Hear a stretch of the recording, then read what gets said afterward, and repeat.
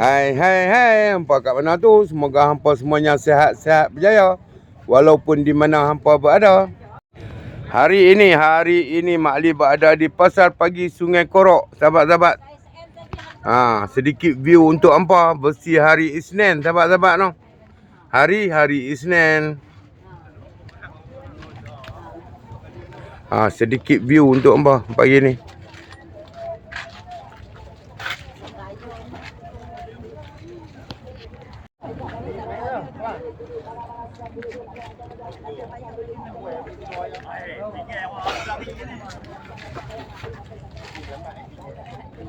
Macam-macam ada, sahabat-sahabat. Tali pinggang ada. Sesiapa yang bermasalah dengan urat, sahabat-sahabat, boleh dapatkan minyak Raja Kayu. Dapatkan kat Bayu Mak Ali.